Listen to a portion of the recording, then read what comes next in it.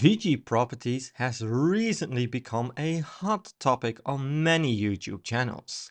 A lot of people seem to really like this company, especially for its massive dividend.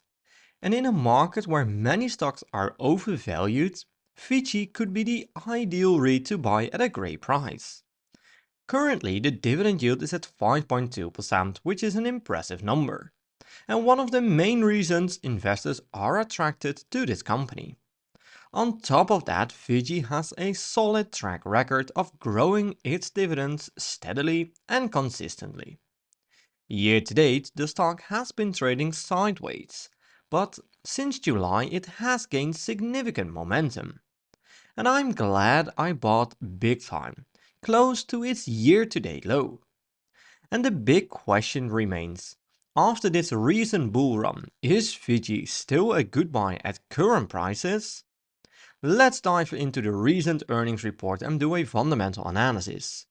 By the end, I will provide 3 price targets, and trust me, you might be surprised by the results.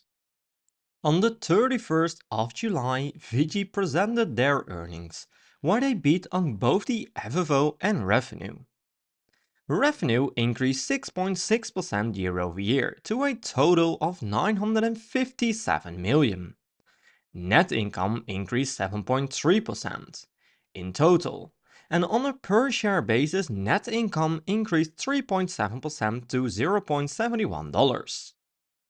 AFFO, one of the most important numbers here, increased 9.6%, which is a great number.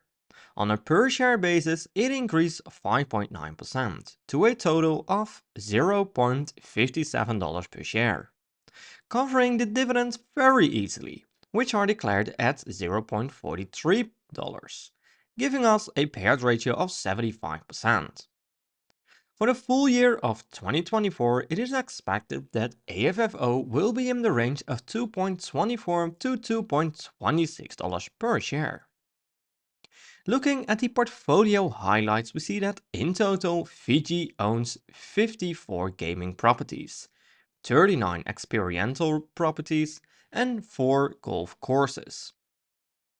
In total, VICI has 13 tenants, with 80% of the rent coming from publicly traded companies. And the thing is, 30 tenants is not a lot. From a diversification perspective, it's not ideal. However, these are carefully selected tenants, and the weighted average lease term is 41.2 years, which is insane.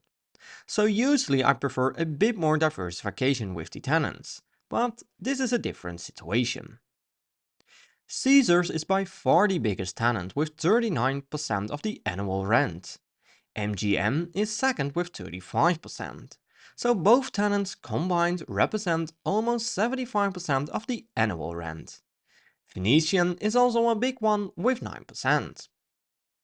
Another really important number is the credit rating. As of right now, VICI has B credit ratings, with a positive and stable outlook. To be honest, I prefer A credit ratings here, but for now, it's nothing to worry about. The net debt to EBITDA, or the net leverage ratio, as VICI calls it, is sitting at 5.4, which is a great number. To me, it looks really good. I prefer a range of 5 to 6.5 for this type of company. Looking at the geo breakdown of this company, we see of course that Las Vegas Strip is the cornerstone of their portfolio. About 46% of their properties are located in Las Vegas, and 53% is regional. And now that we know a bit more about the company, it is time to check the fundamentals of this stock. But first, if you made it this far into the video, I want to thank you a lot for watching this video. Make sure to subscribe to my channel to receive multiple analyses every week.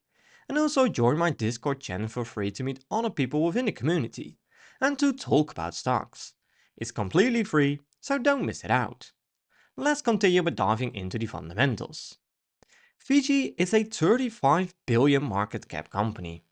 PE ratio is not a fair metric to use with REITs, so I'll be using the price to FFO instead. Right now, it is sitting at 13, indicating they might be undervalued. Later in this video, I will show you my 3 price targets for VICI stock, so make sure to watch until the end, because price to FFO is only telling a small part of the full story here. Revenue is at 3.7 billion, and in this graph we see that revenue went up in the long run. To me, this looks really good, especially for a REIT. The only thing is that growth is slowing down a little bit here. We see that margins are going up and down over a longer period of time, but it looks like the margins are stabilizing here and continue to increase at a decent and consistent pace. EPS is going up in the long run. It is not always steady and consistent, but that is very common for REITs. Analysis expected in the coming years EPS will increase to $2.82. However, the growth will slow down over the years. For the revenue, it is looking pretty interesting, with decent growth numbers in 2024. And from there, they expect that the following 2 years will show lower growth numbers. In 2027, they expect pretty big growth numbers again. Return on assets is sitting at 6%, which is a low but decent number for a REIT. Return on equity is looking great at 10%. And the most important number here, return on invested capital, is sitting at almost 5%, which is again a decent number. And it is also slightly higher versus the 5-year average, so that's also very nice. Current ratio is at 2.31, which is a little bit too high in my opinion.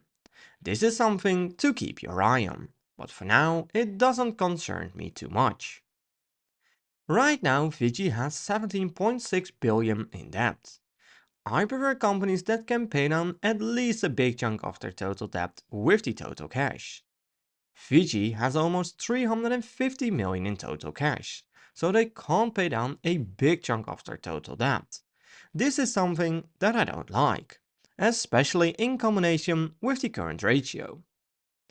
So it's very important that free cash flow is growing, since this is used to pay down debt of course, but also to buy back shares, pay dividends and all other things.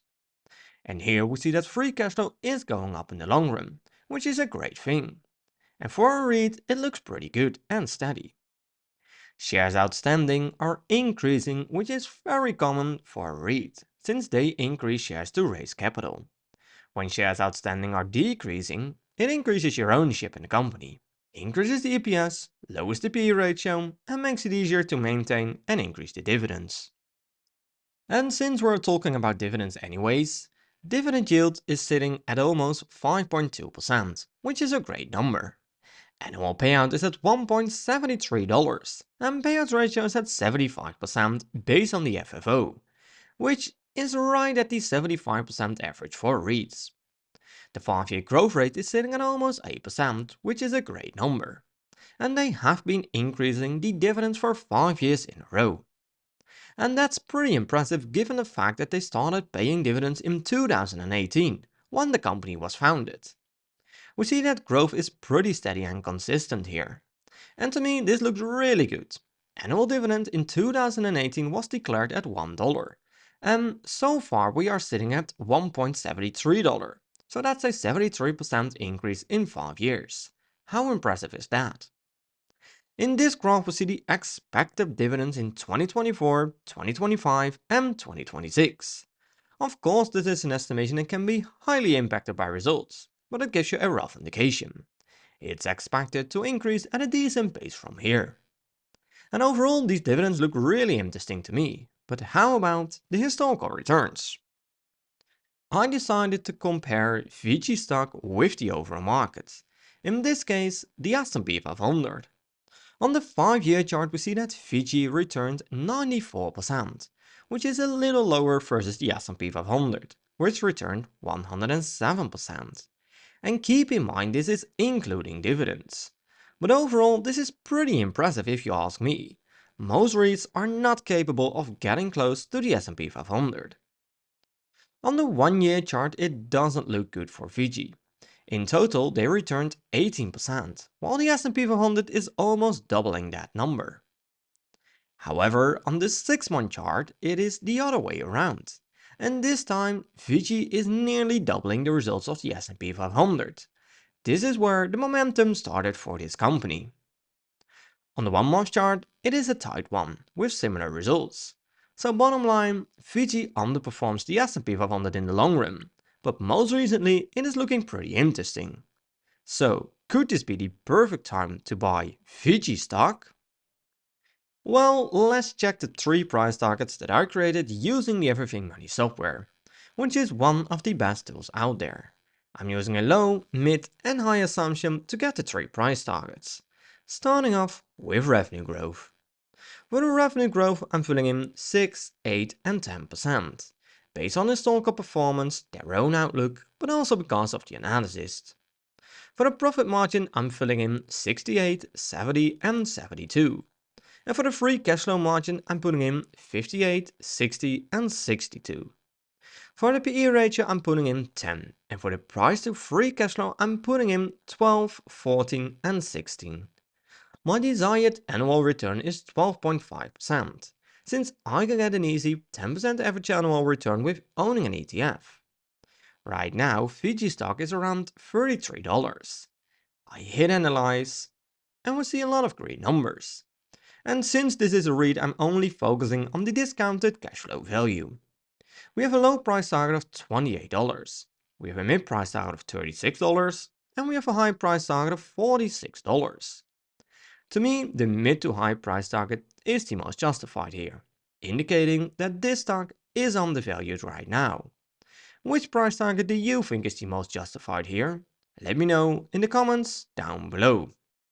My final conclusion on VG is that it is a great company with a niche focus.